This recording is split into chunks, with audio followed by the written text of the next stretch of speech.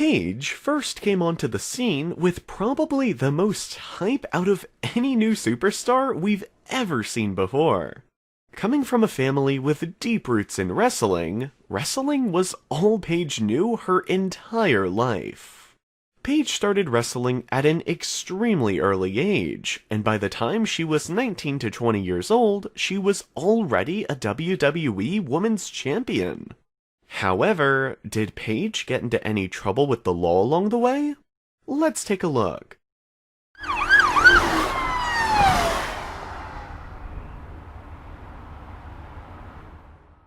Paige made her debut in 2014 at the stunning age of just 21 years old, making her, no doubt, one of the youngest champions in WWE history.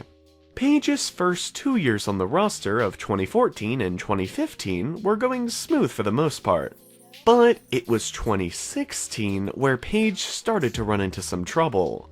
Paige had injured her neck for the first time, and the injury required a serious surgery that sidelined Paige for what felt like an eternity. Paige was going through a lot of pain and was taking medicine that was prescribed to her as well. Turns out that whatever medicine she was on was against the WWE's wellness program, and she was hit with a 60-day wellness suspension back in October of 2016. Paige also ran into trouble with the police that same year in 2016. Paige was dating Alberto Del Rio at the time, and it was reported that they had a very difficult relationship, and that even the WWE saw it as problematic. The WWE even put Paige and Alberto on separate brands in an attempt to reportedly split them up, as they felt Alberto was a bad influence on the young 23-year-old Paige. And the WWE might have been right on that. In the June of 2016, the couple was having a loud dispute with another couple that quickly got out of hand. Paige and Alberto were in Vegas when all of a sudden this intoxicated couple started heckling at them.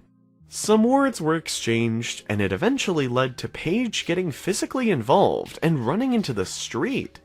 Nearby police officers saw Paige running into the street and decided to come over and see what was happening. Paige was put in cuffs and detained while they figured out what happened. Paige ended up having no charges against her, but was taken to a nearby hospital for her injuries during the altercation.